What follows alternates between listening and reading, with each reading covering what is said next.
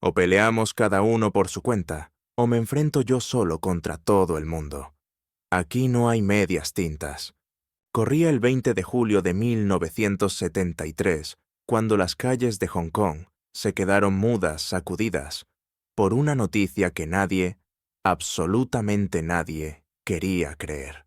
Bruce Lee, ese hombre que parecía tener muelles en las piernas, que desafiaba las leyes de la física y que tenía a todo Hollywood comiendo de su mano, se había convertido en leyenda. Era el símbolo viviente de la fuerza, el icono absoluto de las artes marciales, y de repente yacía frío en una cama de hospital con tan solo 32 años. Una auténtica locura, pero lo que realmente nos pone los pelos de punta no es solo que se fuera tan joven, sino el turbio misterio que rodea su final. ¿Qué narices le pasó realmente al dragón que todos creíamos inmortal? ¿Cómo se explica que un tío que estaba en la cima en el mejor momento de su carrera y forrado de pasta acabara así, con un físico que era la envidia de medio mundo, simplemente dejó de respirar en el apartamento de su amante secreta? Menudo escándalo se montó. La versión oficial nos vende la moto de un edema cerebral, pero las malas lenguas y las teorías conspirativas apuntan directamente a la mafia china o incluso a maldiciones familiares. Se habla de una sombra negra ancestral que perseguía a su apellido durante generaciones e incluso de un asesinato orquestado al milímetro para quitárselo de en medio. Ojo al dato, porque algunos expertos de hoy en día sueltan la bomba de que bebió demasiada agua así como lo oyes, mientras otros barajan opciones más oscuras. Mencionan desde el consumo de sustancias prohibidas y golpes de calor brutales, hasta reacciones alérgicas que resultaron fatales en cuestión de minutos. Hoy vamos a destripar la verdad, vamos a levantar las alfombras de uno de los misterios más gordos y sonados de la historia del séptimo arte y las tollinas. Agárrate bien a la silla, porque lo que vas a descubrir ahora mismo va a cambiar radicalmente la imagen que tenías del mítico Bruce Lee para siempre. Pero antes de meternos en harina, si te va el salseo histórico y te apasionan los secretos más turbios del famoseo y el cine, ya sabes lo que tienes que hacer.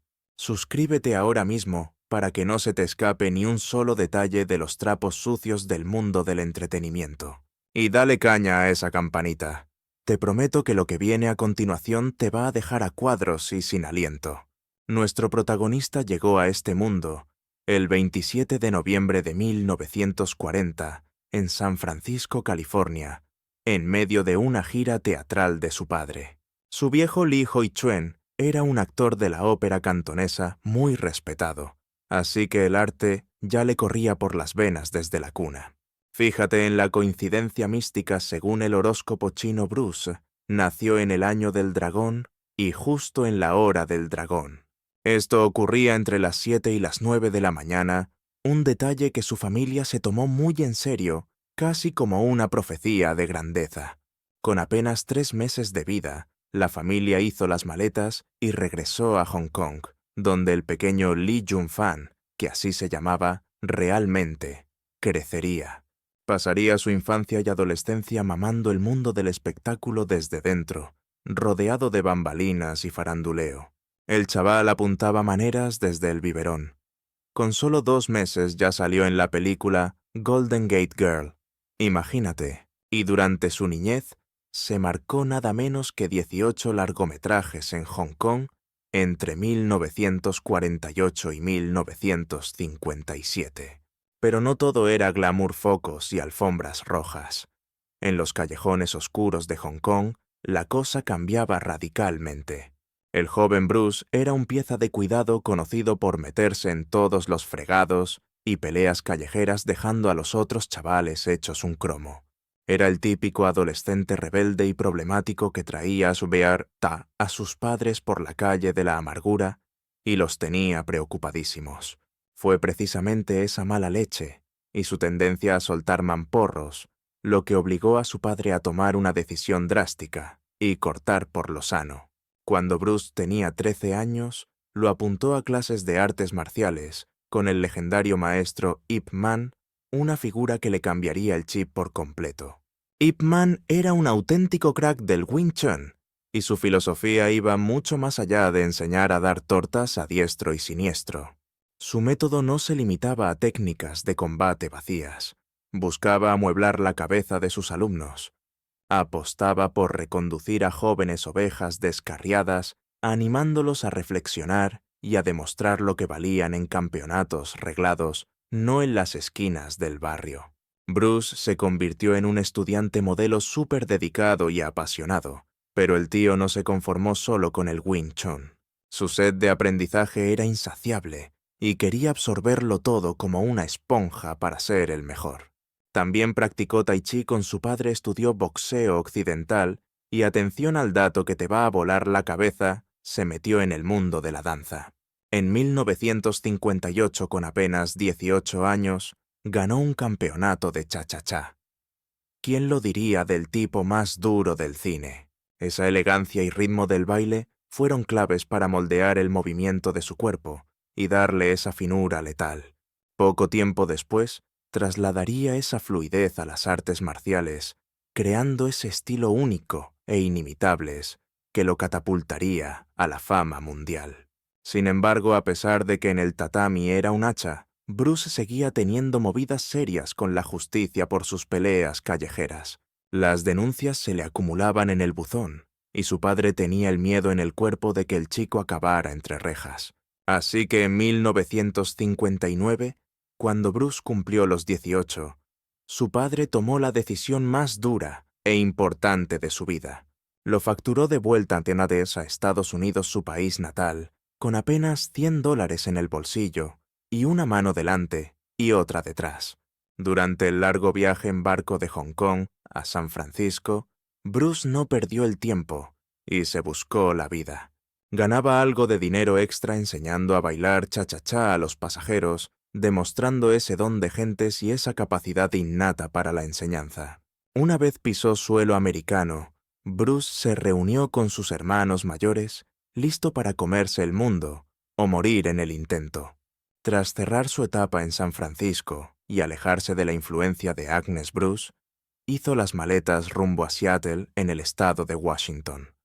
Allí no perdió el tiempo y se inscribió en la Escuela Técnica Edison. Aunque lo que vendría después cambiaría su destino, su ingreso en la prestigiosa Universidad de Washington para cursar la carrera de filosofía, una disciplina que marcaría su leyenda. Y ojo, porque matricularse en filosofía no fue un capricho de juventud, ni una decisión tomada a la ligera, sino parte de un plan maestro. Bruce ya apuntaba maneras de genio y pensador profundo, arrastrando la pesada y sabia influencia de su mentor, el gran Ip Man, quien siempre le inculcó un interés obsesivo por la vertiente más espiritual y filosófica del Wing Chun. Durante aquellos intensos años universitarios, mientras otros se iban de fiesta, Bruce devoraba los textos de los gigantes del pensamiento oriental como Lao Tse, Confucio y el mismísimo Buda, sumando a su lista al enigmático pensador indio Jiddu Krishnamurti, cuyas ideas revolucionarias calarían tan hondo en su mente que transformarían su forma de ver la vida y el combate para siempre. Pero no os creáis que vivía del aire. Para pagarse la carrera, tuvo que remangarse y currar como ayudante de cocina en el restaurante Ruby Chow, aunque su corazón latía única y exclusivamente por las artes marciales. Corría el año 1963, una fecha clave en esta historia, cuando el joven Bruce, con apenas 23 años de edad, se lanzó a la piscina y abrió su primera academia oficial en Seattle, bautizándola con el imponente nombre de Lee Jan Fan Gung Fu Institute. Aquello no era lo de siempre, sino una modificación rebelde y personal del clásico Wing Chun, que había mamado en China, fusionando la letal eficacia de ese estilo con la fuerza bruta y espectacular del Kung Fu de Ninja Shaolin del Norte. ¿Y sabéis quién fue su conejillo de Indias?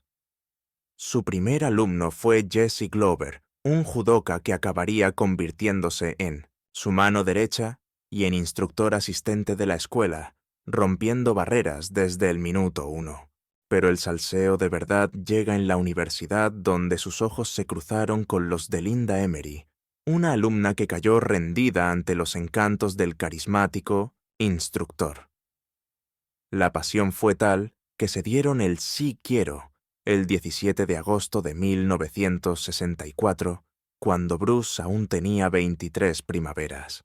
Linda, la típica chica americana, quedó totalmente hipnotizada, y no solo por el físico de Bruce, que también, sino por esa mente privilegiada y su visión única del universo.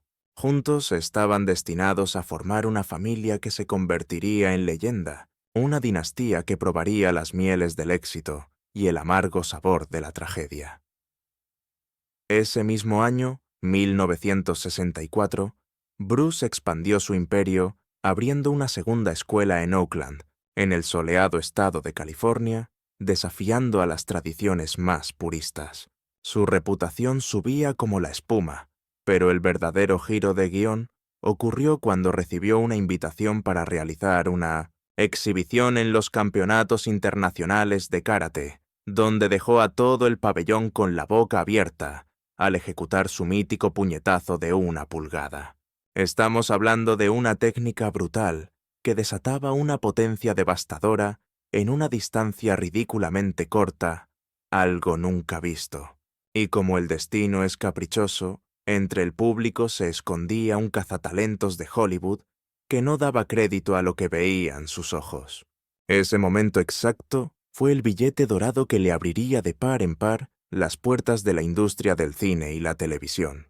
La alegría llegó a casa de los Lee en febrero de 1965 con el nacimiento de su primogénito Brandon Lee. Pero la vida te da y te quita. Apenas una semana después de celebrar la vida, Bruce recibió el mazazo de la muerte de su padre, Lee Hoi-chuen, a los 64 años. Aquello le dejó tocado y hundido tanto que años más tarde le confesaría a Linda un secreto oscuro, una premonición que le quitaba el sueño. Estaba convencido de que tenía una maldición y que no llegaría a vivir ni la mitad que su progenitor. Y agarraros porque el presagio fue terrorífico, ya que Bruce acabó falleciendo exactamente a los 32 años, cumpliendo la macabra matemática del destino. Saltamos a 1966, cuando el productor William Dozier, el cerebro detrás de Batman, fichó a Bruce y le puso en bandeja el papel de Kato en la serie El Avispón Verde. Pero Kato no era un simple chofer. Era el socio letal del héroe, un máquina de las artes marciales y la tecnología que ayudaba al millonario a limpiar las calles de criminales. La serie estuvo en antena entre 1966 y 1967. Y aquí viene lo curioso. Aunque en Estados Unidos pasó sin pena ni gloria en Hong Kong, fue un bombazo absoluto, hasta el punto de que la rebautizaron como el show de Kato, porque para el público asiático el verdadero rey era Bruce, y el supuesto protagonista no pintaba nada, principal quedando totalmente eclipsado por el carisma del dragón. Mientras intentaba triunfar en Hollywood, Bruce se convirtió en el entrenador personal de la crème, enseñando kung fu a las estrellas. Por sus manos pasaron mitos de la talla de Steve McQueen, James Coburn, el gigante Karim Abdul-Jabbar y la malograda Sharon Tate. Su gimnasio se transformó en un templo exclusivo, donde los famosos no iban solo a dar patadas, sino a conectar con sus emociones, filosofía y a conocerse a sí mismos. Bruce no quería brutos que pegaran sin sentido. Les enseñaba a expresarse con el cuerpo como si fuera arte. Un concepto totalmente revolucionario que dejó a Hollywood alucinado en aquella época. Pero no todo era de color de rosa. A pesar de ser el maestro de moda, su carrera como actor estaba en punto muerto y no despegaba. Brilló con luz propia en la serie Longstreet y prácticamente creó la idea original de la serie Kung Fu. Pero los productores le jugaron una mala pasada y le dieron el papel protagonista a David Carradine, un actor que no sabía ni dar una patada en lo que fue uno de los mayores robos de la historia de la televisión. Imagina el golpe al ego. En lugar de darle el papel a Bruce, los ejecutivos decidieron poner a un actor blanco sin idea de artes marciales. Fue una puñalada trapera que lo dejó totalmente destrozado. La realidad es que Hollywood, con todo su glamour, era tremendamente racista y no estaba preparado para un héroe asiático. Tenían a Bruce encasillado haciendo de chófer o de mayordomo sumiso. El año 1969 fue una auténtica montaña rusa emocional para el dragón, mezclando la euforia máxima con un dolor físico insoportable. Por un lado celebraba el nacimiento de su hija Shannon Lee, pero el destino le tenía guardada una jugada cruel, una lesión de espalda tan bestia que amenazaba con acabar con todo. Según confesó la propia Shannon décadas más tarde, su padre no se rompió en una pelea callejera, sino en el gimnasio haciendo un ejercicio conocido como los buenos días, con una imprudencia fatal. El tío llevaba años machacándose el cuerpo al límite, y cegado por su propia fortaleza, cometió el error de novato de saltarse el calentamiento previo. Cargó la barra con una barbaridad de peso en frío, y Crack se reventó el nervio sacro. Un momento de descuido que le costaría meses de agonía. El diagnóstico médico fue una sentencia de muerte en vida. Le soltaron que olvidase las patadas voladoras y que diera gracias si volvía a caminar sin cojear. Bruce cayó en un pozo de depresión negrísimo. Para alguien que vivía y para el movimiento que expresaba su alma a través de los puños, quedarse postrado en una cama era una tortura psicológica. Sentía que le habían arrancado su identidad de cuajo. Aquella condena de los doctores resonaba en su cabeza más fuerte que cualquier golpe recibido en el ring. Para muchos eso habría sido el final de la historia, pero Bruce tenía una voluntad de hierro y se negó a aceptar ese destino tan gris. Durante el encierro forzoso, devoró más de 2.500 libros, convirtiéndose en un experto en anatomía, recuperación y el poder de la mente sobre la materia. Se obsesionó con la autoayuda y la filosofía, estudiando a fondo a pensadores como Napoleon Hill para blindar su mente contra la desesperación. Empezó a visualizar su futuro con una claridad pasmosa, escribiendo en un diario que llevaba pegado a él como un amuleto. Le confesó a su mujer Linda su plan maestro. Necesitaba un objetivo tan grande que asustara. Se propuso amasar una fortuna de $10 millones antes del año 1980. Y no solo eso, juró que se convertiría en la estrella oriental más brillante y cotizada de todo Estados Unidos, callando bocas a diestro y siniestro. Y ojo, porque dejó a la ciencia médica con la boca abierta, no solo volvió a andar, sino que regresó al tatami, con una ferocidad que nadie había visto jamás. Aquel calvario no fue en vano. Sirvió para pulir su mentalidad y acelerar la creación de su propio estilo letal, el Jeet Kune Do. Traducido como el camino del puño interceptor, este sistema nació de la necesidad de ser eficiente y directo, eliminando todo lo superfluo que no servía en una pelea real. Pero no nos equivoquemos, esto no iba solo de dar tortazos. Era una filosofía de vida profunda aplicada al combate. Bruce despreciaba los estilos clásicos y rígidos, a los que consideraba piezas de museo, y apostaba por una adaptabilidad total ante el caos. Su mantra más legendario resume esta idea mejor que cualquier libro de texto, y se ha convertido en cultura popular. Sé agua, amigo mío. El agua no tiene forma. Si la viertes en una copa es la copa. Si la echas en una tetera, se hace tetera. Adaptación pura y dura. El agua puede fluir suavemente o puede golpearte como un tsunami. Harto de mendigar papeles en Hollywood y decepcionado por la industria. Convencido de que los productores americanos eran unos cortos de miras incapaces de ver su talento, Bruce dio un volantazo a su carrera. En 1971, tomó la decisión más arriesgada de su vida, mandarlo todo al carajo y probar suerte en Oriente. Tras 12 años picando piedra en Estados Unidos, hizo las maletas y volvió a Hong Kong con su familia sin saber lo que se le venía encima. Se quedó de piedra al llegar. Resulta que la serie del avispón verde era un fenómeno de masas allí, y a él lo trataban como a una divinidad. Los peces gordos de la productora Golden Harvest no tardaron en oler el dinero, y le pusieron un contrato sobre la mesa. Le ofrecieron ser el protagonista absoluto, y Bruce, que ya no se casaba con nadie, aceptó solo si le dejaban mandar en las coreografías de las peleas. Su debut con la compañía fue El Gran Jefe, rodada en 1971 bajo la batuta de Lo Wei, aunque tuvieron sus roces.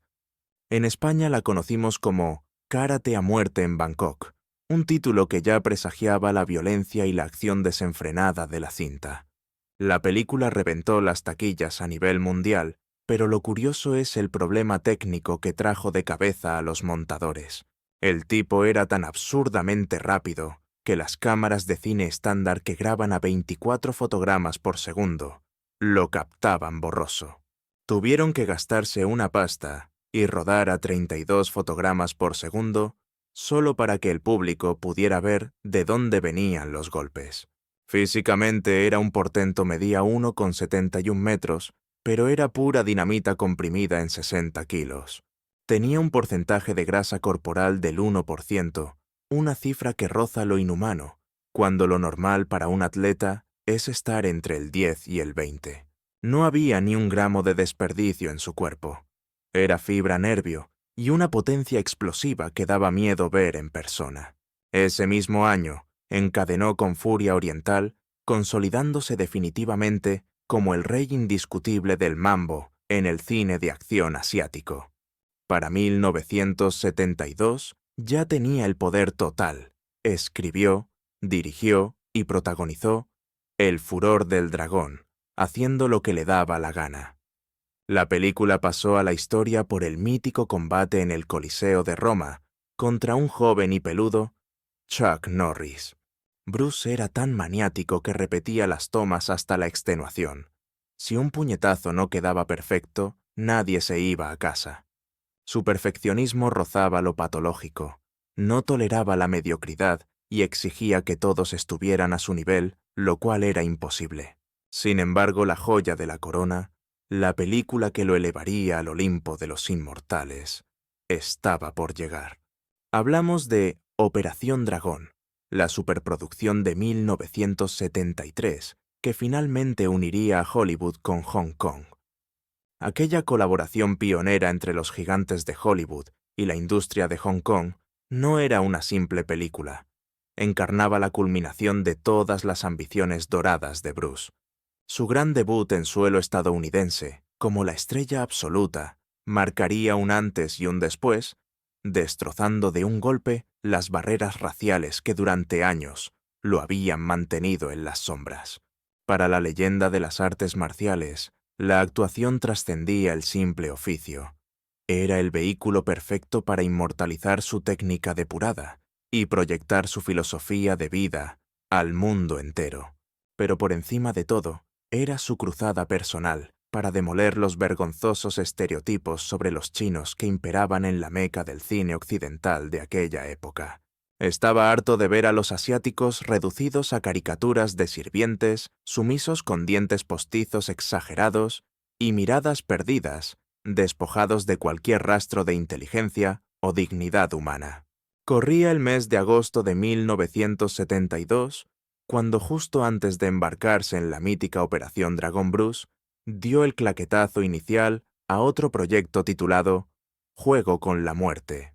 Aquella cinta estaba destinada a pasar a la historia por presentar el célebre mono amarillo con franjas negras, una prenda que trascendería el tiempo. Sin embargo, esa vestimenta se transformaría en un icono inmortal de la cultura popular, aunque la producción tuvo que congelarse indefinidamente para priorizar su gran oportunidad en Hollywood. Lamentablemente, el destino quiso que Bruce solo pudiera filmar escasos 40 minutos de metraje de aquel proyecto antes de que su vida se apagara prematuramente. Años más tarde, la compañía Golden Harvest completaría la obra de manera controvertida, recurriendo a dobles poco convincentes y montajes que dejaban mucho que desear, aprovechando apenas 11 minutos reales del maestro. Mientras las cámaras rodaban Operación Dragón, lo que el público no veía era que Bruce se encontraba al borde del colapso, sometido a una presión psicológica inhumana. En su fuero interno sabía perfectamente que aquella era su carta ganadora, la única oportunidad real de poner a los Estados Unidos a sus pies, y el margen de error era inexistente. La ansiedad y el estrés lo estaban devorando vivo por dentro, consumiendo su vitalidad mientras intentaba mantener la fachada de invencibilidad ante el equipo de rodaje. Según los informes del Dr. Peter Wu, quien lo examinó en mayo de 1973, el deterioro era alarmante. Bruce había perdido 10 kilos de pura tensión nerviosa. La balanza marcaba apenas 60 kilos para su metro, con 71 centímetros de estatura, con un índice de grasa corporal del 1%, un nivel peligrosamente bajo, que gritaba emergencia médica. El día 10 de mayo de 1973, apenas 2 meses antes del desenlace fatal, el cuerpo del actor lanzó la primera advertencia seria, un presagio de la tragedia. Se encontraba en plena sesión de doblaje para Operación Dragón, soportando uno de los días más asfixiantes y calurosos que se recordaban en aquel mes. Para evitar que el ruido interfiriera con la grabación, decidieron apagar el aire acondicionado, creando un horno que provocó que Bruce comenzara a sentir un mareo fulminante al instante. Aunque intentó buscar aire fresco saliendo de la sala, sus piernas fallaron y se desplomó contra el suelo completamente abatido por la situación. En un esfuerzo sobrehumano, logró ponerse en pie para regresar, pero el cuerpo dijo basta. Cayó nuevamente y comenzó a sufrir convulsiones violentas que aterrorizaron a los presentes, siendo trasladado de urgencia al Hospital Bautista. Allí, en el Centro Médico de Hong Kong, los especialistas confirmaron el diagnóstico edema cerebral, una acumulación crítica de fluido en el cerebro, que dispara la presión intracraneal. Aquella condición era una bomba de tiempo capaz de provocar la muerte, si no se trataba con la inmediatez y precisión necesarias para reducir la inflamación. Afortunadamente, los médicos lograron estabilizarlo, administrándole manitol, y tras una recuperación milagrosa, Bruce recibió el alta días después, aunque las luces de alarma ya no dejarían de parpadear. Su organismo le estaba gritando a los cuatro vientos que algo no funcionaba bien, enviando señales inequívocas de que estaba llevando su resistencia más allá del límite biológico. No obstante, para Bruce había demasiado en juego como para detenerse. Con Operación Dragón en fase de postproducción, su perfeccionismo le exigía supervisar cada fotograma. Por si fuera poco, sentía la obligación de retomar inmediatamente el rodaje de juego, con la muerte sumando más carga a sus espaldas, ya debilitadas. La fecha para el gran estreno de Operación Dragón estaba marcada en el calendario para el 29 de agosto de 1973, en el icónico Teatro Chino de Grauman. Bruce sentía que al fin tocaría el cielo del estrellato internacional, pero tras las bambalinas de su éxito se escondían sombras densas y secretos que muy pocos conocían. La realidad era que el ídolo consumía sustancias estupefacientes, con cierta regularidad, un hecho que saldría a la luz mucho tiempo después, gracias a correspondencia privada.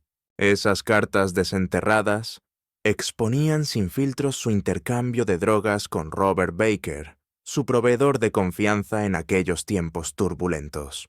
Documentaban su lucha interna contra las adicciones.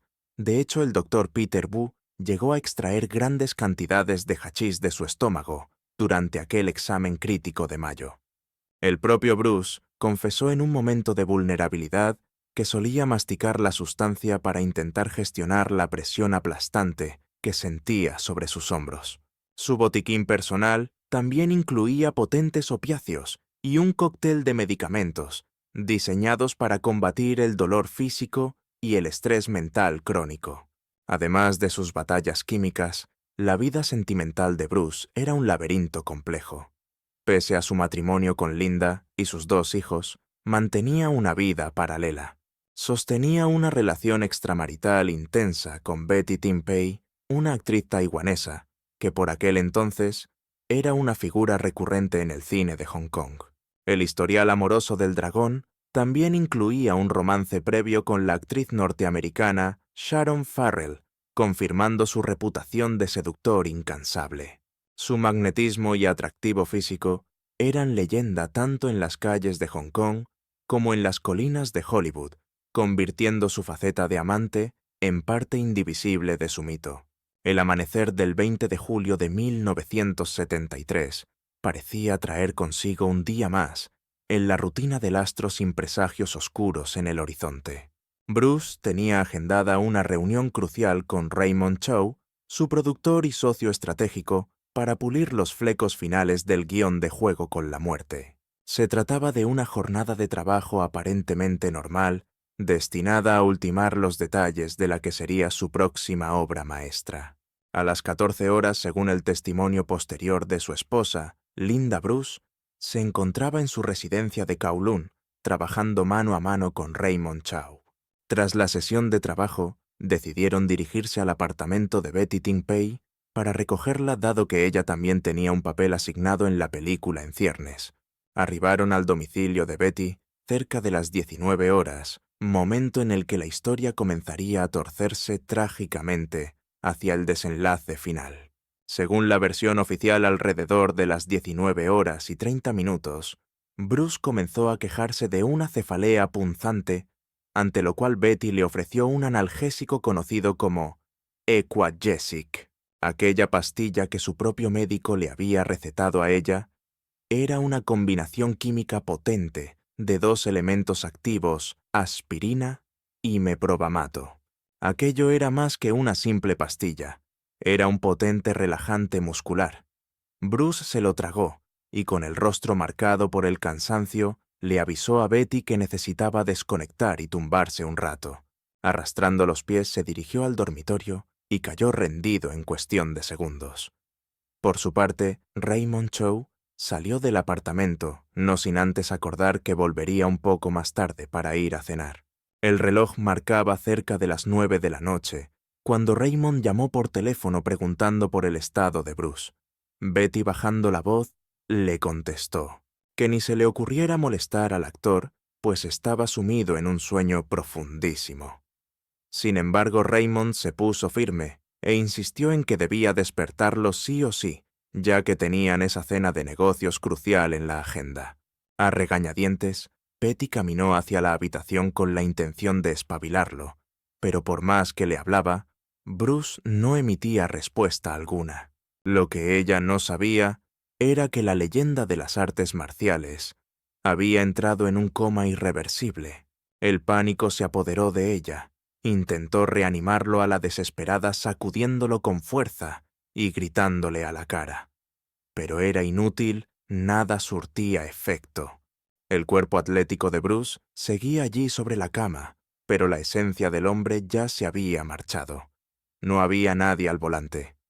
Completamente aterrorizada, marcó el número de Raymond Chow, quien se presentó en el lugar aproximadamente a las 9:30 de la noche. Raymond también intentó por todos los medios traerlo de vuelta, pero fracasó. Tras unos 10 minutos de angustia e incertidumbre, decidieron llamar a un médico de urgencias.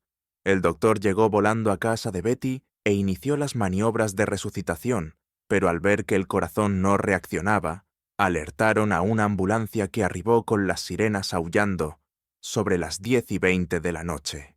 Fue entonces cuando Raymond tuvo que hacer la llamada más difícil, contactar a Linda para informarle de la tragedia que se estaba desarrollando. Solo podemos imaginar el frío en el estómago y el terror absoluto que sintió Linda al descolgar ese teléfono. En el momento en que Bruce cruzó las puertas del hospital Queen Elizabeth, el equipo médico lo ingresó directo a la unidad de cuidados intensivos y se desató un frenesí clínico. Comenzaron con masajes cardíacos vigorosos para intentar reanimarlos seguidos de múltiples descargas eléctricas con el desfibrilador. Todo esfuerzo fue en vano. La triste realidad es que Bruce Lee había llegado al hospital sin signos vitales. Los galenos bajaron los brazos y certificaron oficialmente su muerte a las 11 de la noche de aquel fatídico 20 de julio de 1973. El astro tenía exactamente 32 años, una coincidencia macabra, pues era justo la mitad de la edad a la que falleció su padre. La noticia cayó como una bomba y conmocionó al planeta entero. Nadie podía procesarlo. Era inverosímil. Aquel hombre que parecía indestructible, que había dedicado cada segundo de su existencia a pulir su cuerpo y mente hasta la perfección, simplemente se había esfumado. La ciudad de Hong Kong se detuvo en seco. El luto paralizó las calles por completo. Las rotativas de los periódicos echaban humo imprimiendo ediciones especiales. En Hollywood, las estrellas que habían tenido el honor de ser sus alumnos no daban crédito a lo sucedido. Figuras de la talla de Steve McQueen, Kareem Abdul-Jabbar o James Coburn estaban totalmente destrozados, incapaces de asimilar la pérdida. La autopsia de Bruce Lee se realizó con urgencia el mismo día de su deceso. El forense, Donald Teer, concluyó que la causa oficial fue un edema cerebral severo, provocado por una hipersensibilidad letal al meprovamato, uno de los componentes activos del fármaco Equagesic. El fallecimiento se catalogó como muerte accidental, un término legal para describir cuando alguien pierde la vida por un riesgo asumido, voluntariamente, sin intención de suicidio. Agárrense fuerte porque el bombazo que os traigo hoy va a poner todo el panorama del corazón patas arriba. Básicamente la versión oficial nos decía que Bruce había muerto por una reacción alérgica a una simple pastilla para el dolor de cabeza. Sin embargo, a muchos esa explicación les olió a chamusquina, y no quedaron nada satisfechos. El examen post-mortem también reveló restos de cannabis en su estómago, un detalle que sirvió de gasolina para alimentar las teorías conspirativas más oscuras. Una de ellas especulaba que alguien había mezclado intencionalmente la hierba con un relajante muscular llamado sucinilcolina, capaz de causar parálisis total y la muerte. Lo aterrador es que esta droga habría sido el crimen perfecto casi imposible de detectar con la tecnología forense de 1973. ¿Fue Bruce envenenado deliberadamente por enemigos ocultos? Otros investigadores apuntaron hacia causas muy distintas. Matthew Polly, considerado uno de los biógrafos más serios y respetados de Lee, puso sobre la mesa una hipótesis diferente. Según las investigaciones de Polly, lo que mató a Bruce fue un golpe de calor fulminante, agravado por las altísimas temperaturas que convertían a Hong Kong en un horno aquel día. La clave estaría en que a Bruce le obsesionaba no sudar ante las cámaras, por lo que se había sometido a una cirugía para extirpar las glándulas sudoríparas de las axilas. Esta intervención habría dejado a su organismo sin su sistema de refrigeración natural, perdiendo la capacidad vital de regular su temperatura corporal. El incidente previo del 10 de mayo, donde colapsó en una sala de doblaje sin aire acondicionado, parecía ser la prueba que respaldaba esta teoría del sobrecalentamiento. No obstante, en años más recientes, la comunidad médica ha propuesto una explicación científica radicalmente distinta que ha ganado mucho peso entre los expertos. Un estudio exhaustivo, publicado en el Clinical Kidney Journal en 2022, revisó todos los datos forenses y llegó a una conclusión que nadie vio venir. Bruce falleció a causa de una hiponatremia, es decir, la ironía máxima, murió por beber demasiada agua. Según este informe clínico, se alinearon varios factores fatales en la fisiología de Bruce Lee que lo hicieron extremadamente vulnerable a este fallo renal, a este trágico rompecabezas. En primer lugar, tenemos la obsesión casi patológica de Bruce por la hidratación. Se metía entre pecho y espalda cantidades industriales de agua y zumos naturales, y lo hacía de forma compulsiva a todas horas, vendiéndolo a sus allegados como el pilar fundamental de su estricto régimen de salud y bienestar físico. En segundo lugar, y aquí entra el factor polémico, era un consumidor habitual de marihuana, lo que le provocaba una sequedad de boca brutal y un ciclo vicioso de sed insaciable que le obligaba a beber todavía más. Tercero, su alimentación era una bomba de relojería, seguía una dieta radicalmente baja en sodio y carente de elementos solubles esenciales. Cuarto, a todo esto hay que sumarle que tomaba diuréticos muy potentes, combinados con analgésicos opioides, un cóctel Molotov que destrozaba el delicado equilibrio de electrolitos que necesita el organismo para funcionar. Y quinto, para rematar la faena, existe una altísima probabilidad de que sufriera una insuficiencia renal silenciosa, que nadie detectó a tiempo, impidiendo que sus riñones filtraran y expulsaran todo ese torrente de líquido sobrante, colapsando su sistema excretor de manera irreversible. Estamos hablando de hiponatremia, un cuadro clínico gravísimo, donde los niveles de sodio en sangre caen en picado provocando que el agua no se elimine, sino que se estanque, y haga que las células se hinchen como globos. Cuando esto ocurre en el cráneo, el resultado es un edema cerebral fulminante y letal, ya que el cerebro no tiene espacio para expandirse. Esta hipótesis encajaría como un guante con la inflamación cerebral masiva que revelaron los informes de la autopsia sin tener que inventarse historias de venenos exóticos o brujería negra. No obstante, el reputado forense Dr. Michael Hunter, en un conocido programa de investigación de casos sin resolver, puso sobre la mesa una tesis totalmente distinta y muy inquietante. Según el análisis de Hunter, el organismo de la leyenda de las artes marciales petó por una crisis suprarrenal aguda, un fallo sistémico devastador, provocado por el abuso crónico de cortisona, una sustancia que le habían estado inyectando a destajo para intentar calmar los dolores inhumanos de aquella vieja lesión de espalda que casi le retira. El problema es que el uso prolongado de esteroides y corticoides puede anular las glándulas suprarrenales, y ante una situación de estrés brutal, el cuerpo es incapaz de generar cortisol, lo que desemboca en un colapso total de las funciones vitales. Por otro lado, el Dr. Filkins, una eminencia en la materia, tumbó por completo la versión oficialista de la reacción alérgica al medicamento, argumentando con contundencia que cuando alguien sufre un shock anafiláctico de ese calibre, siempre aparecen signos externos muy claros como una hinchazón desproporcionada del cuello y la garganta, o un cierre de las vías respiratorias por asfixia, y el cuerpo de Bruce no presentaba ni uno solo de estos signos. En su lugar, Filkins estaba convencido de que la estrella falleció por el síndrome de muerte súbita inesperada en epilepsia, conocido por sus siglas en inglés como SUDEP, una patología que no se catalogó oficialmente hasta 1995. Esta dolencia es traicionera y fulminante, causando el fallecimiento instantáneo en pacientes epilépticos sin que haya ningún aviso previo ni síntoma alarmante.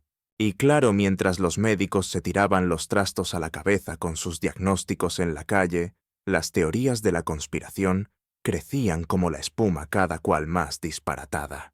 Una de las leyendas urbanas con más fuerza apuntaba directamente a la mafia china, las temidas tríadas, como los verdugos que ejecutaron la sentencia. Según cuentan las malas lenguas, Bruce había cometido el sacrilegio de enseñar los secretos del kung fu a alumnos occidentales y americanos, un acto que los puristas de las tríadas consideraron una alta traición imperdonable a la herencia y cultura milenaria de China. Se dice que lo habrían quitado de en medio usando técnicas ancestrales indetectables como castigo ejemplar. Otra vertiente de la conspiración metía en el ajo a la Cosa Nostra y a la mafia estadounidense. Según esta hipótesis, el actor se había negado en rotundo a blanquear dinero o participar en producciones controladas por el crimen organizado, y estos decidieron eliminarlo para enviar un mensaje a navegantes. Incluso hubo quien con mucha mala baba sugirió que miembros de su propio entorno familiar orquestaron todo el complot para quedarse con la inmensa fortuna y los derechos de imagen que generaría tras su muerte. Pero si buscamos morbo, hay una teoría rocambolesca que culpa a una trabajadora sexual con la que Bruce supuestamente se puso agresivo esa noche. Según esta versión tan escabrosa, la estrella de cine habría consumido un potente afrodisíaco ilegal que le hizo perder los papeles por completo, obligando a la mujer a matarlo en legítima defensa durante el altercado. Otros dedos acusadores señalaban sin miramientos a la actriz Betty Ting Pei, asegurando que ella le dio la dosis letal de analgésico a propósito, y que en realidad Betty era una agente infiltrada que trabajaba para una sociedad secreta cuyo único objetivo era ver a Bruce criando malvas. Sin embargo, de todo este circo mediático, la historia que caló más hondo en el corazón de los fans fue la narrativa mística de la maldición familiar de los Lee.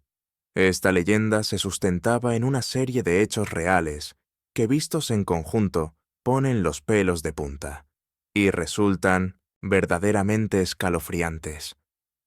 Bruce vino al mundo justo después de que falleciera su hermano mayor, quien murió siendo un bebé en circunstancias extrañas y nunca aclaradas del todo. Siguiendo una superstición china muy arraigada para engañar a la muerte cuando nace un niño tras una tragedia, así se le debe poner un nombre de niña para despistar a los espíritus malignos que acechan a la familia. Los padres de Lee siguieron el ritual a rajatabla, y durante su infancia lo llamaron con el nombre femenino Sai Fon, que se traduce como pequeño fénix.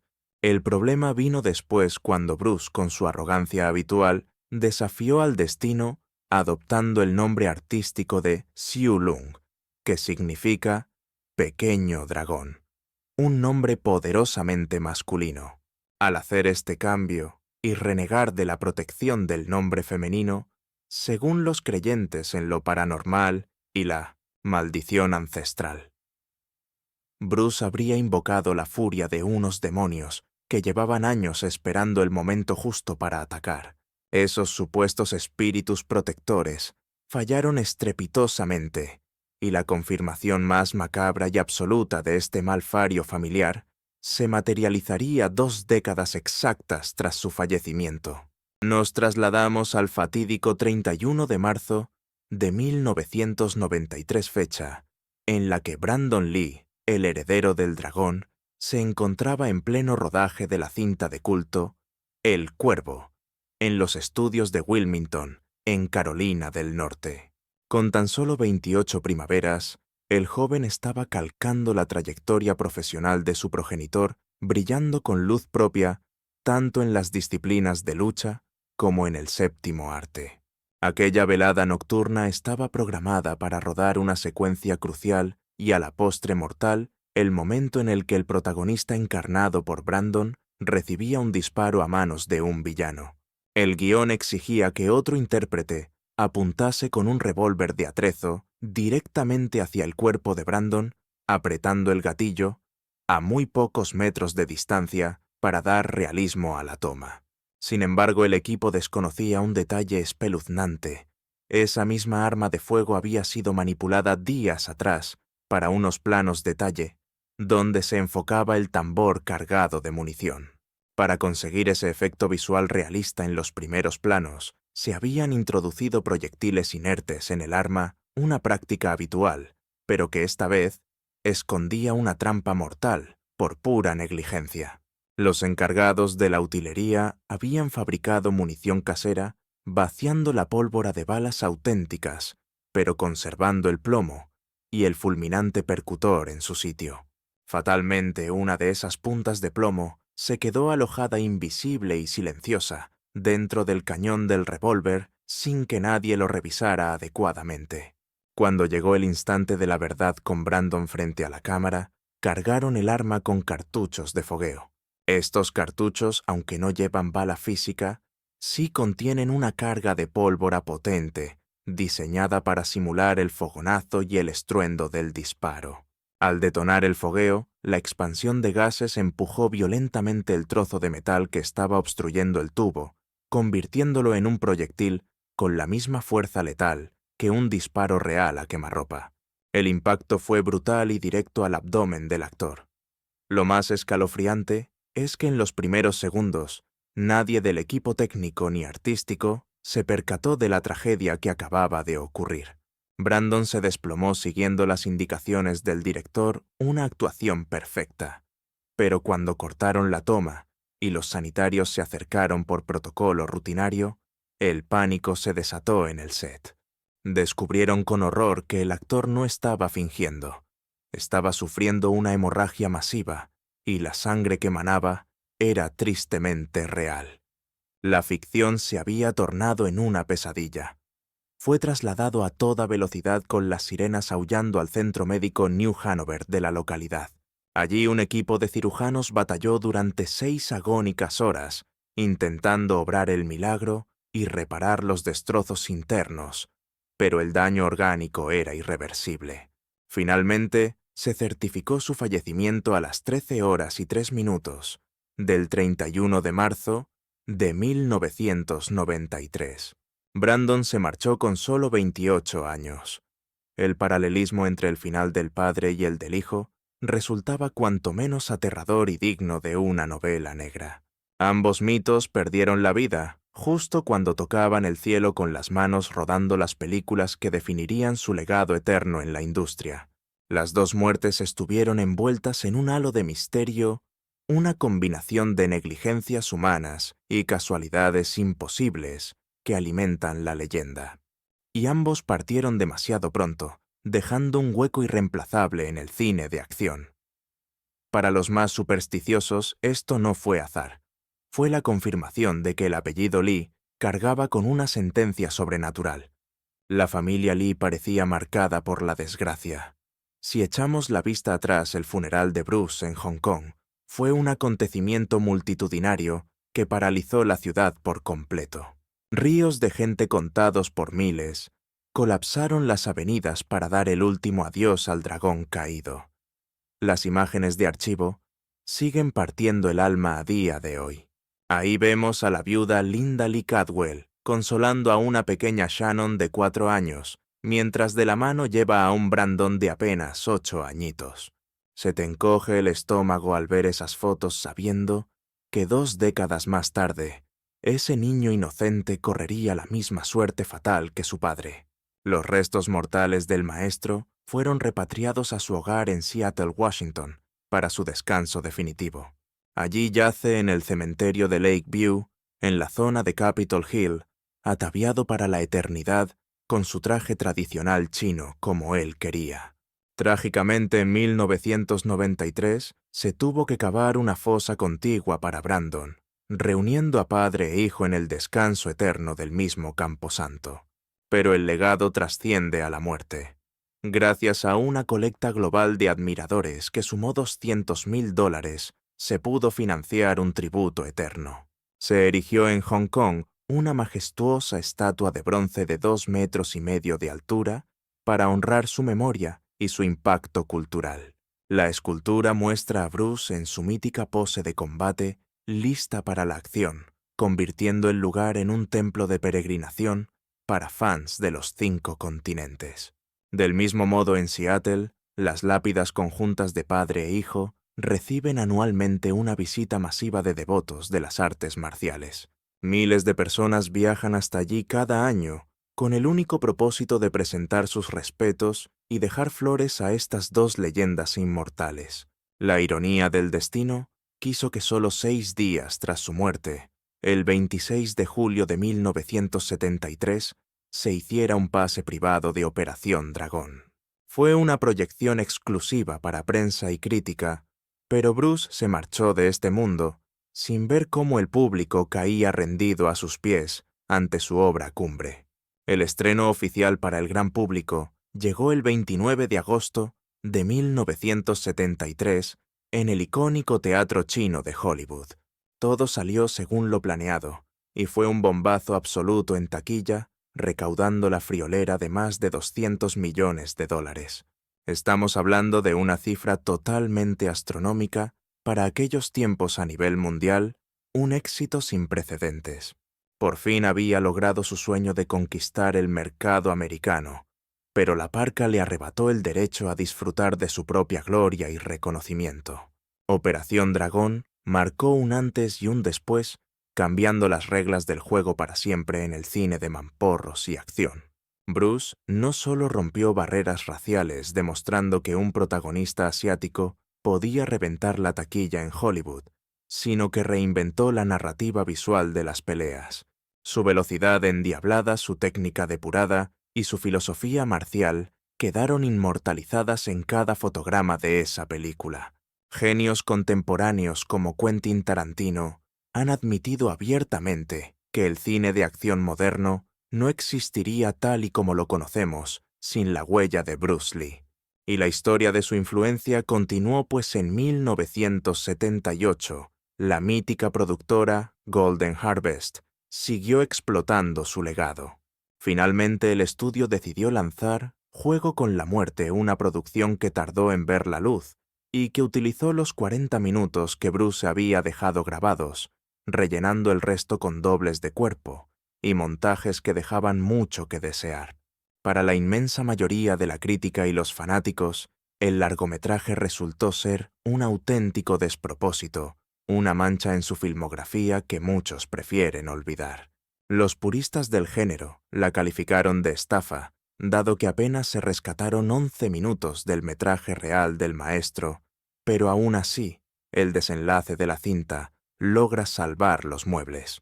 Esa mítica secuencia final, donde vemos a Bruce ascendiendo por la pagoda y derrotando a un guardián de estilo distinto en cada planta, se ha ganado por derecho propio un lugar en el Olimpo del celuloide.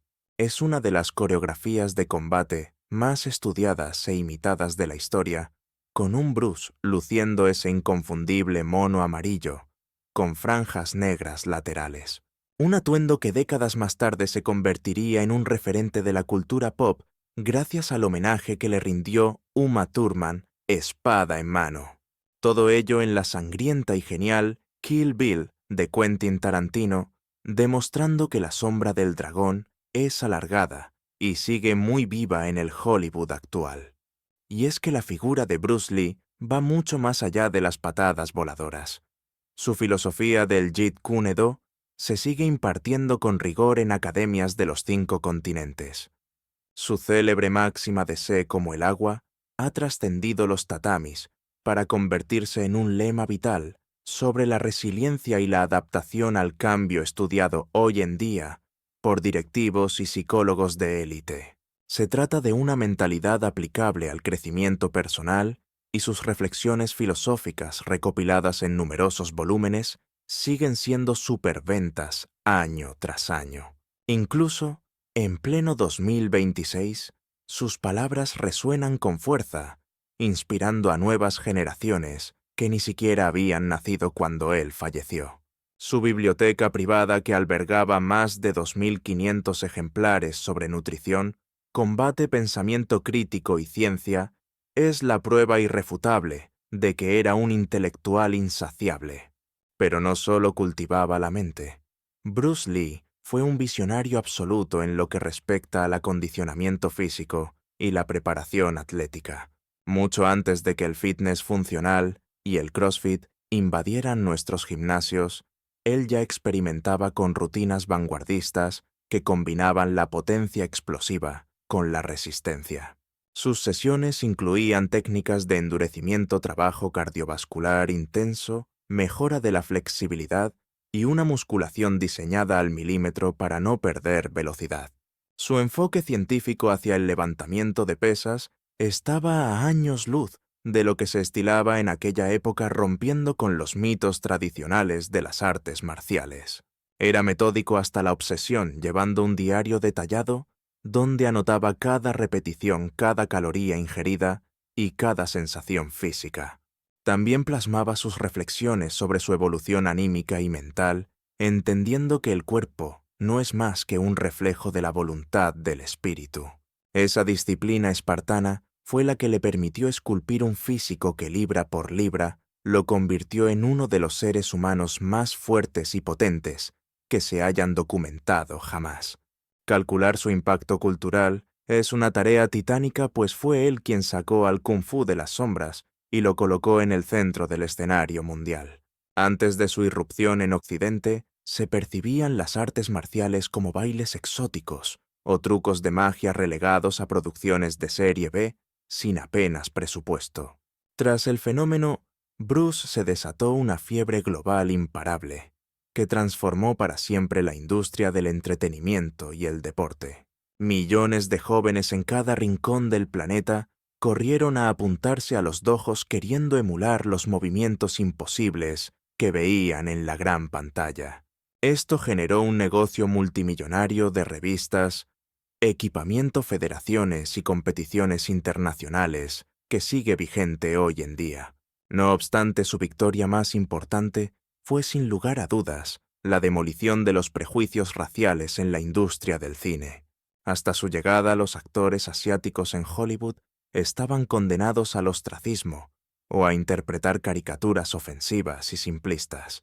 Siempre eran el mayordomo sumiso, el villano retorcido de bigote fino, o el anciano místico que hablaba con acertijos incomprensibles. Bruce hizo saltar todo eso por los aires al presentarse como un héroe de acción carismático atractivo, con una complejidad emocional y una presencia arrolladora. Derribó barreras de hormigón, allanando el terreno para que los actores asiáticos de hoy puedan aspirar a encabezar los carteles de las superproducciones. Gracias a él, el cine comercial moderno es un lugar un poco más diverso, inclusivo y rico en matices culturales. Su hija Shannon Lee ha cogido el testigo y trabaja sin descanso desde la Fundación Bruce Lee para proteger la imagen y el legado de su progenitor. La organización no solo monta eventos y exposiciones, sino que vela porque la profundidad del mensaje de Bruce no se diluya en el consumismo barato. Shannon ha tenido que alzar la voz en numerosas ocasiones para defender la memoria de su padre ante retratos que considera una falta de respeto, como la polémica con Quentin Tarantino. El conflicto surgió a raíz del estreno de Érase una vez en Hollywood, una película que levantó ampollas en la familia Lee y en gran parte de sus seguidores. En el filme se presenta a un Bruce Lee caricaturesco, arrogante y fanfarrón que sirve de alivio cómico en una escena bastante controvertida. Tarantino no se mordió la lengua y se justificó alegando que no se había inventado nada, sino que se basó en la realidad. El director sostuvo que su versión bebía de biografías y testimonios de la época que describían a Bruce como un tipo realmente creído y soberbio en los rodajes. Mencionó que Lee solía jactarse de que solo había perdido una pelea en toda su vida y que le encantaba presumir de ser un arma letal viviente. Esta visión choca frontalmente con la imagen que tienen de él sus allegados, y por supuesto ha generado un debate encendido que parece no tener fin. Quienes convivieron con él día a día, como su esposa Linda y sus alumnos más aventajados, aseguran que si bien tenía una seguridad aplastante, era un alma generosa. Lo describen como un eterno aprendiz, alguien que jamás daba por sentado su conocimiento y que siempre buscaba mejorar tanto dentro como fuera del tatami. El propio Bruce solía decir una frase que resume su actitud: no soy un maestro, soy un estudiante maestro. Tengo la experiencia, sí, pero sigo con la mente abierta.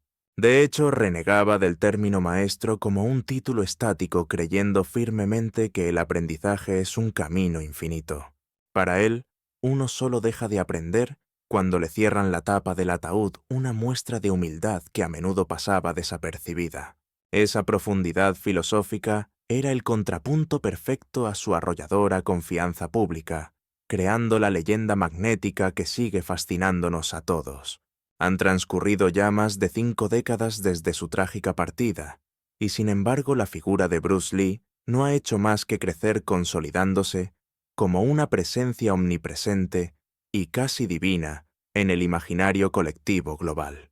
Su rostro, con esa mirada penetrante, adorna desde carteles de cine vintage hasta camisetas de moda urbana, pasando por tatuajes realistas videojuegos de última generación y una interminable lista de documentales que intentan descifrar su enigma. No es casualidad que fuera seleccionado por la revista Time como una de las 100 personas más influyentes del siglo XX. Su impacto ha sido tal que innumerables producciones han intentado capturar su esencia en la pantalla. Su biografía ha sido explorada en obras como Dragón, la historia de Bruce Lee, donde Jason Scott Lee le dio vida, y más recientemente en la aclamada serie Warrior, un proyecto apasionante llevado a cabo por su propia sangre. Esta última, producida por su hija Shannon Lee, rescata del olvido los escritos y conceptos originales que el propio Bruce garabateó y soñó décadas atrás, demostrando que su mente iba años luz por delante de su época. Pero en medio de toda esta gloria póstuma, persiste una incógnita oscura y dolorosa. ¿Qué fue lo que realmente apagó la luz de Bruce Lee tan prematuramente? La cruda realidad es que quizá jamás tengamos una respuesta definitiva. No existe una certeza absoluta, pero los expertos coinciden en que probablemente fue una tormenta perfecta, una combinación letal de factores que convergieron fatídicamente aquel 20 de julio de 1973. Se habla de un cóctel peligroso que incluía un estrés laboral inhumano, teorías sobre deshidratación severa, o su opuesto, la hiponatremia, además del consumo de sustancias tanto recreativas como medicinales. A esto se sumaban lesiones crónicas en la espalda que nunca sanaron del todo, y la inmensa presión psicológica de cargar sobre sus hombros no solo su carrera, sino el peso de toda una industria cinematográfica. Y por si fuera poco, no podemos descartar la posibilidad de una predisposición genética oculta o una condición médica silenciosa que nadie pudo diagnosticar a tiempo en aquella época. Lo indiscutible más allá de las causas clínicas es que Bruce Lee quemó la vela por ambos extremos, viviendo con una intensidad en sus 32 años que supera lo que la mayoría experimentaría en 10 vidas. Fue un huracán que revolucionó para siempre las artes marciales, conquistó la taquilla internacional y plantó cara al racismo sistémico que imperaba en el Hollywood de los años 70. Más allá de los golpes, diseñó una filosofía vital profunda y pragmática que sigue siendo un faro de inspiración para millones de personas alrededor del globo en pleno 2026. En su faceta más íntima, fue un padre devoto y un esposo que, aunque lejos de ser perfecto, amó profundamente a su familia mientras lidiaba con las tentaciones de la fama. Se consagró como un maestro generoso, dispuesto a compartir sus secretos, y terminó convirtiéndose en una leyenda que trascendió su propia humanidad para volverse inmortal. Su mentalidad obsesiva se resume en su famosa sentencia: «No temo al hombre que ha practicado 10.000 patadas una vez, sino al hombre que ha practicado una patada 10.000 veces». Bruce era la encarnación de esa disciplina. Paradójicamente, su muerte abrupta y misteriosa no hizo más que añadir capas de misticismo a su leyenda, elevándolo al estatus de mártir cultural. Al igual que otros íconos trágicos como James Dean Marilyn Monroe o Jimi Hendrix Bruce Lee, tuvo el destino de morir joven y hermoso, quedando congelado para siempre en la cúspide de su poderío físico y artístico. Jamás tendremos que verlo envejecer, perder su velocidad relámpago, o ver cómo se desvanece su carisma. En nuestra memoria, Bruce siempre tendrá 32 años. Lo recordaremos en un estado físico insuperable, lanzando puñetazos a una velocidad que desafía al ojo humano y emitiendo esos gritos de batalla que erizan la piel. Siempre estará ahí para recordarnos su lección más valiosa: Be water. Sé cómo el agua adáptate, fluye y golpea sin perder jamás tu verdadera esencia ni tu forma. Sin embargo, la duda corroe a los fans. ¿Fue su final simplemente una tragedia médica, una serie de desafortunadas decisiones y reacciones químicas que llevaron al desenlace fatal? ¿O acaso existían fuerzas mucho más siniestras y oscuras operando tras bambalinas, moviendo los hilos de su destino en aquel Hong Kong turbulento? Las teorías de conspiración Abundan desde venganzas de las tríadas criminales hasta maldiciones sobrenaturales o una mezcla macabra de enemigos terrenales y espirituales. ¿Es real la infame maldición de la familia Lee? Una sombra negra que parece haber reclamado tanto al padre como al hijo Brandon, en circunstancias igual de extrañas y cinematográficas. Quizá en el fondo nos aferramos a estas historias porque nos resulta demasiado doloroso y prosaico aceptar que un titán indestructible como Bruce Lee pudiera caer por algo tan banal. Nos resistimos a creer que una simple reacción alérgica a un analgésico o el consumo excesivo de agua pudieran derribar al hombre más fuerte del mundo. Tal vez la respuesta forense sea irrelevante en comparación con el impacto sísmico que su paso por la Tierra dejó en la historia de la humanidad. Su vida fue un testamento brutal sobre el poder de la voluntad, la disciplina férrea y una fe inquebrantable en uno mismo, incluso cuando el mundo entero apostaba en su contra. Enfrentó el racismo más vil, superó lesiones de espalda devastadoras que amenazaron con dejarlo inválido y soportó el rechazo de los estudios, levantándose cada vez con más fuerza y rabia.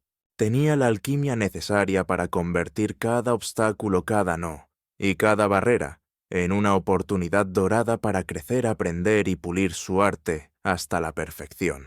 Su sistema, el Jeet Kune Do, no era solo un método de combate, sino un manual para vivir de forma auténtica, liberándose de las cadenas de los dogmas rígidos y las tradiciones muertas.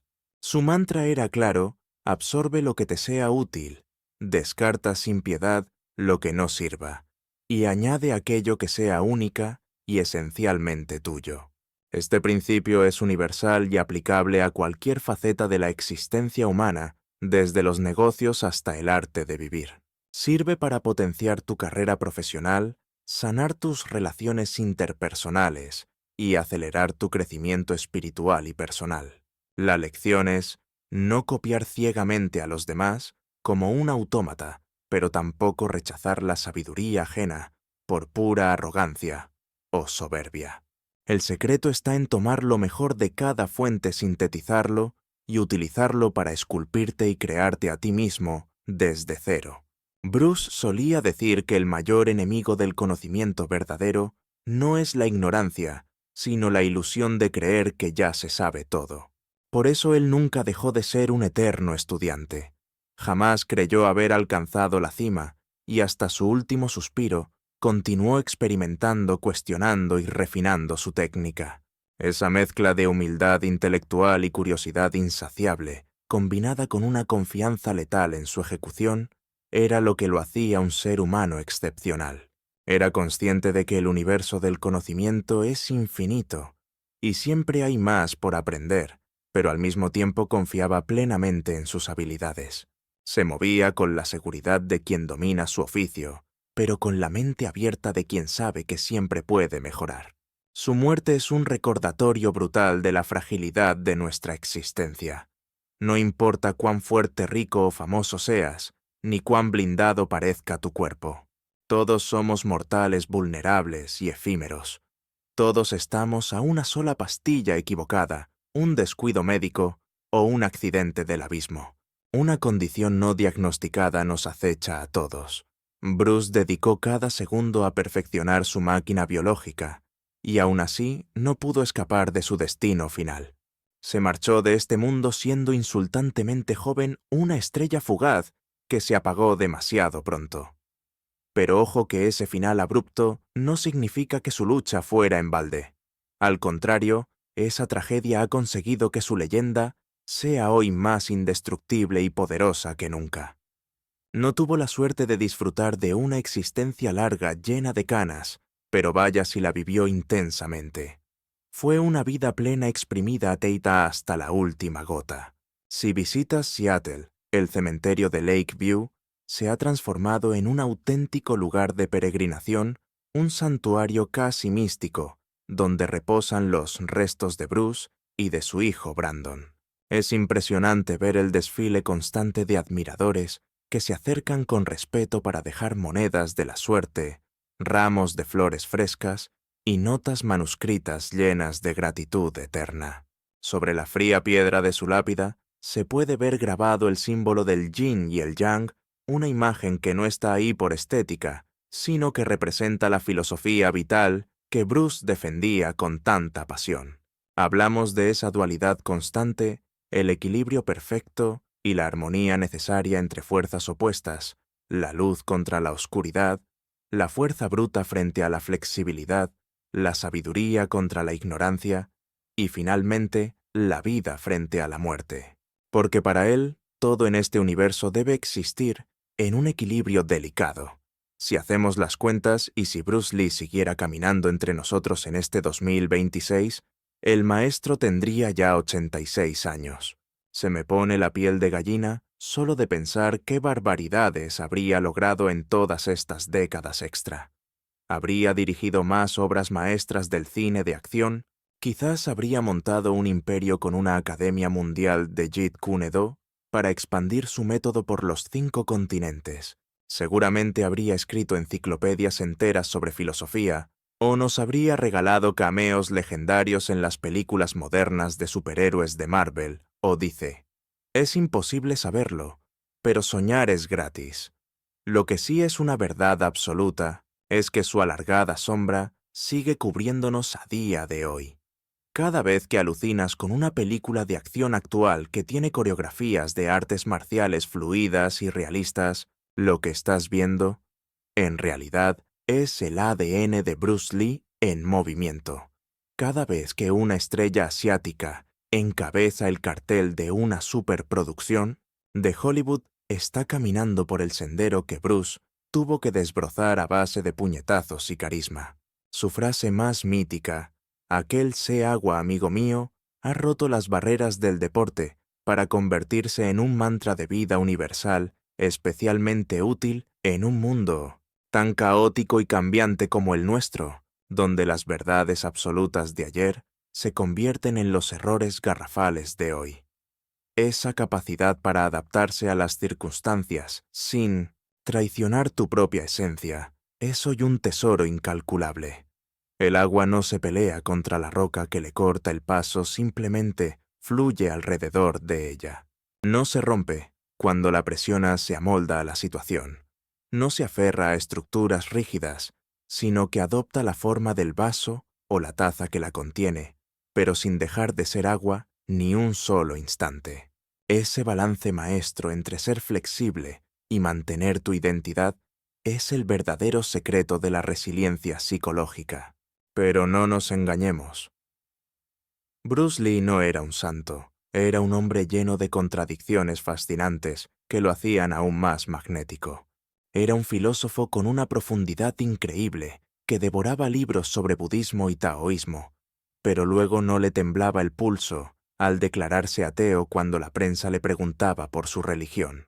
Era el mayor profeta de la salud física y el bienestar corporal, pero se sabe que consumía ciertas sustancias y drogas de forma regular. Se le llenaba la boca hablando de la importancia sagrada de la familia, pero a la vez mantenía aventuras amorosas y escarceos fuera de su matrimonio. Predicaba la humildad en sus escritos, pero en su faceta pública destilaba una confianza que a menudo rozaba la pura arrogancia. Pero mirad, estas contradicciones no lo convierten en un hipócrita ni mucho menos. Lo hacen deliciosamente humano. Nos recuerdan que hasta las leyendas más grandes son personas de carne y hueso, complejas con sus luces deslumbrantes y sus sombras oscuras. La industria del entretenimiento que Bruce dejó huérfana ha intentado clonarlo 1000 veces con innumerables imitadores, pero jamás ha habido un igual. Jackie Chan muy listo intentó llenar ese vacío tirando por la comedia acrobática. Jet Li apostó por un estilo mucho más tradicional, técnico y estético. Donnie Yen se encargó de modernizar las artes marciales en la gran pantalla introduciendo técnicas brutales de MMA. Figuras como Chuck Norris, Jean-Claude Van Damme o Steven Seagal le deben literalmente sus carreras a las puertas que Bruce derribó. Pero siendo honestos, Ninguno logró capturar esa mezcla única de velocidad real, filosofía profunda, carisma animal y una presencia escénica, tan bestial como la que tenía Bruce. Hoy en día, cuando te pones una de las películas de Bruce Lee, te quedas a cuadros de lo modernas que parecen los ángulos de cámara, que innovó la velocidad endiablada de los combates, esa intensidad emocional que traspasa la pantalla. Todo sigue golpeando fuerte más de 50 años después. Muchas cintas de Kung Fu de los años 70 y 80 han envejecido fatal, se ven cutres y acartonadas cuando las revisitas ahora. Sin embargo, las de Bruce Lee siguen siendo un espectáculo visual. Esto habla de su genio visionario como coreógrafo y cineasta, y no solo como un simple luchador. Y luego está el gran enigma, el misterio de su muerte, que probablemente nunca se resuelva al 100%. Cada teoría conspirativa tiene su parte de lógica, pero cada explicación oficial tiene agujeros negros. Quizás esa ambigüedad sea el final más apropiado para alguien cuya filosofía de vida abrazaba la paradoja y el misterio de lo desconocido. Bruce estaba convencido de que la verdad definitiva era inalcanzable, que como mucho podemos acercarnos a ella rozándola desde diferentes perspectivas. En ese sentido poético, que existan tantas teorías sobre su final es algo que encaja perfectamente con su forma de pensar. La verdad real seguramente esté escondida en algún punto intermedio donde se cruzan todas esas versiones. Lo que resulta totalmente indiscutible es el impacto brutal y duradero que Bruce Lee ha dejado grabado a fuego en la cultura mundial. Ha inspirado a millones de personas a ponerse un kimono, a desafiar sus propios límites mentales, a cuestionar las tradiciones rancias y a vivir de forma auténtica. Su rostro es un icono pop, reconocible en cualquier rincón perdido del planeta, desde Nueva York hasta Pekín. Mencionar su nombre es evocar al instante la perfección absoluta y el mito insuperable dentro del mundo del combate y el espectáculo. Su inmensa huella sigue respirando en cada rincón de los tatamis, en los guiones de acción de Hollywood y en el alma rebelde de aquellos que rechazan ser una oveja más del rebaño. Si analizamos a fondo la tragedia de su partida, la enseñanza más cruda que nos golpea es la urgencia de devorar el presente, ya que el futuro es una simple ilusión. Nadie, por muy estrella que sea, tiene firmado un contrato que le asegure despertar al día siguiente. El destino fue caprichoso y se llevó a Bruce precisamente cuando acariciaba la gloria con la punta de los dedos. La película Operación Dragón estaba lista para catapultarlo. Iba a convertirse en un ícono global, pero la parca le impidió asistir a su propia coronación. Es un final desgarrador, aunque encierra una extraña y macabra belleza poética. Se marchó de este mundo en plena carrera hacia sus metas, entregándose en cuerpo y alma, sin conocer el miedo y desafiando los límites hasta el último suspiro. Se libró de la decadencia de la vejez y de esa amargura que siente quien mira atrás, cargando con una pesada mochila llena de oportunidades perdidas. Cayó como lo que era una bestia mitológica en su punto más alto de vuelo. Esto nos obliga a mirarnos al espejo y cuestionarnos brutalmente. ¿Realmente estamos exprimiendo la existencia? ¿Acaso imitamos esa pasión desenfrenada de Bruce?